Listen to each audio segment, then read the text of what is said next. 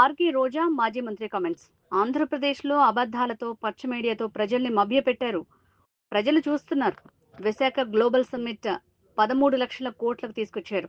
ఆ రోజు అంబానీ, అదానీ పారిశ్రామికవేత్తలొచ్చారు. ప్రధాని చేతుల మీదుగా ఈ నెలలో శంకుస్థాపన చేసిన గ్రీన్ ఎనర్జీ, బల్క్ డ్రగ్ పరిశ్రమ కూడా జగనన్న హయాంలో తీసుకొచ్చినవే. పక్క రాష్ట్రంలో పెట్టుబడితో వస్తే మీరు కట్టుకథలతో వస్తారు. మీరిచ్చిన హామీలు అన్ని గాలికొదిలేశారు. దావోస్‌కు డిప్యూటీ సీఎంను ఎందుకు తీసుకువెళ్ళలేదు? మాకు చెప్పకపోయినా పర్లేదు. జనసేన కూలీలకు అయినా చెప్పాలి కదా! దావోస్‌లో రాష్ట్ర పరువును తీశారు. ఈరోజు ఇన్ని మాట్లాడి వెళ్ళిన మీకు ఉత్త చేతులతో తిరిగి రావడానికి సిగ్గు లేదా అని అడుగుతున్నాను. ఏ మొహం పెట్టుకొని ప్రజలకు ఏం చెప్పాలనుకుంటున్నారు? మీకేం కొత్త కాదులేండి. పక్క రాష్ట్రాల వాళ్ళు పెట్టుబడులతో వస్తే మీరు కట్టుకథలతో వస్తారు. ఎవరి మీద తోసేద్దామా, ఏం చెప్పి తప్పించుకుందామా అన్న కార్యక్రమం మీకు తెలిసినంత బాగా ఎవరికి తెలియదు. దీనికోసం కాదు మీకు ఓట్లేసింది, మీకు అధికారం ఇచ్చింది, మీకు పదవులు ఇచ్చింది. ఇప్పటికైనా ఈ రెడ్ బుక్ అరాచక పాలనని మానేసి ప్రజలకి మీరు ఏదైతే ప్రామిస్ చేశారో ఆ ప్రామిస్ని ఫుల్ఫిల్ చేస్తూ ఈ రాష్ట్ర పరువుని కాపాడమని చంద్రబాబు నాయుడుకి, లోకేష్కి, పవన్ కళ్యాణ్కి తెలియజేసుకుంటున్నాం. ఎందుకంటే పవన్ కళ్యాణ్ గారు ఏదో మత్తులో మాయలో ఉన్నారు. చంద్రబాబు నాయుడు మత్తు మాయలో. కనీసం దావోస్కి మిమ్మల్ని తీసుకెళ్ళలేదు అంటే మీరు వెళ్తే పెట్టుబడులు రావని మిమ్మల్ని తీసుకెళ్లేదా పవన్ కళ్యాణ్ గారు? లేదా గతంలో మీరు ఒక ఇంటర్వ్యూలో దావోస్కి వెళ్ళటం వేస్ట్, దానివల్ల రూపాయి ఉపయోగం లేదని మీరు ఇచ్చిన ఇంటర్వ్యూ వల్ల తీసుకెళ్ళలేదా? లేదా పవన్ కళ్యాణ్ వస్తే లోకేష్కి ఇంపార్టెన్స్ తగ్గిపోతుందని తీసుకెళ్ళలేదా? ఇది మాకు చెప్పకపోయినా పర్లేదు, కనీసం పవన్ కళ్యాణ్కి, జనసేన కూలీలకి చెప్పాల్సిన అవసరం ఉందని కూడా ఈ సందర్భంగా తెలియజేసుకుంటున్నా.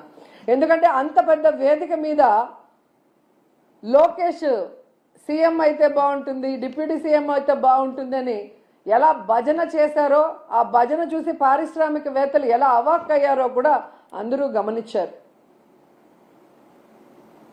సో చంద్రబాబు నాయుడు గారు, మీరు వచ్చి 7 నెలల కాలం అవుతుంది. ఈ రాష్ట్ర పరువు ప్రతిష్ట దిగజార్చే విధంగా మీరు పరిపాలిస్తున్న విషయాన్ని ఇప్పటికైనా గుర్తించండి.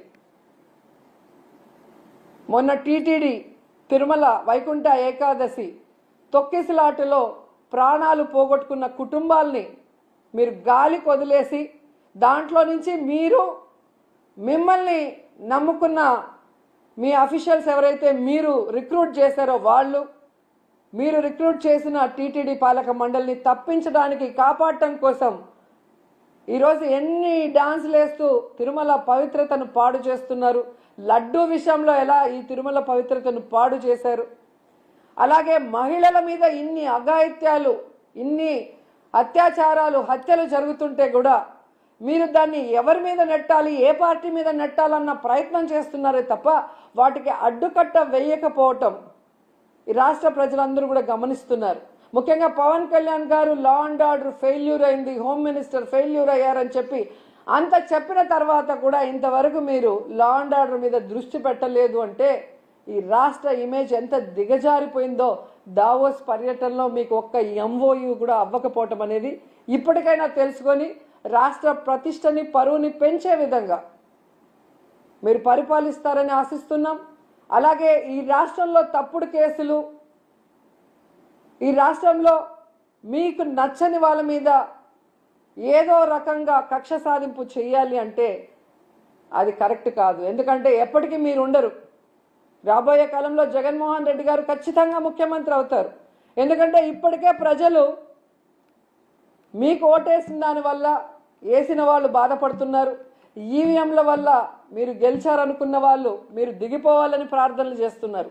ఎందుకంటే మీ వల్ల పేదవాళ్ళకి ఉపయోగం లేదు, రాష్ట్రానికి ఉపయోగం లేదు, ఏ వర్గానికి కూడా ఉపయోగం లేదు. కాబట్టి ఇప్పటికైనా మీరు మీ సీనియారిటీని, ఇచ్చిన మాట నిలబెట్టుకోవడంలో పెట్టండి. ఈ రాష్ట్రంలో పుట్టినందుకు, 4 సార్లు ముఖ్యమంత్రిని మిమ్మల్ని చేసినందుకు, ఈ రాష్ట్ర ప్రజలకు ఇచ్చిన వాగ్దానాలు నెరవేరుస్తూ ఈ రాష్ట్ర ప్రతిష్టని పెంచే విధంగా ముందుకు వెళ్ళండి.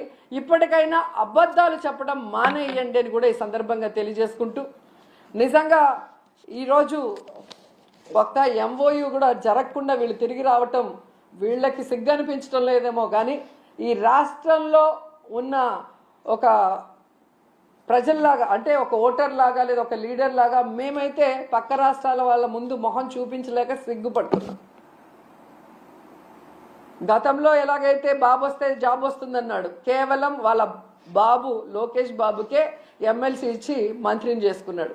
ఇప్పుడు 20 లక్షల మంది అబ్బాయిలకంతా ఉద్యోగం ఇస్తాం లేదా నిరుద్యోగ భృతి ఇస్తామన్నారు. 7 నెలలు అయింది, ఒక ఉద్యోగం లేదు, నిరుద్యోగ భృతి లేదు.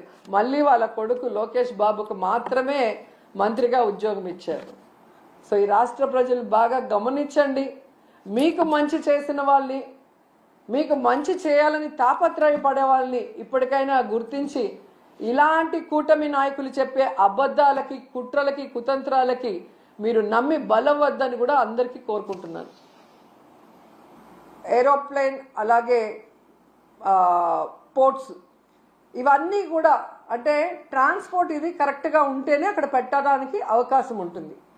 మీరు చూస్తే జగన్మోహన్ రెడ్డి గారు ముఖ్యమంత్రిగా ఉన్నప్పుడు ఇవన్నీ కూడా ఎంత చక్కగా చేశారో మీ అందరూ కూడా గమనించవచ్చు. లా అండ్ ఆర్డర్ ఏ విధంగా మెయింటైన్ చేశారు, అలాగే మీరు చూస్తే సచివాలయ వ్యవస్థతో ఎలా పారదర్శకంగా పరిపాలించారు, అలాగే ఏపీలో 3 పోర్ట్లు మచిలీపట్నం, మూలపేట, రామాయపట్నం ఏ విధంగా వర్క్స్ స్టార్ట్ చేశారు, భోగాపురం ఎయిర్పోర్ట్ ఎలా ఆల్మోస్ట్ 35% వర్క్ చేసేయటం జరిగింది, అలాగే 10 ఫిషింగ్ హార్బర్లు అన్నిటినీ కూడా తీసుకొచ్చి మీ చేతిలో పెడితే ఈరోజు మీరు ఏం చేశారు? జగనన్న పారిశ్రామికవేత్తల కోసం రెడ్ కార్పెట్ వేసి ఫ్రెండ్లీ స్టేట్గా ఇన్వెస్ట్ చేయడానికి దాన్ని ఏర్పాటు చేసి మీ చేతికిస్తే ఈరోజు మీరు రెడ్ బుక్ రాజ్యాంగం అంటూ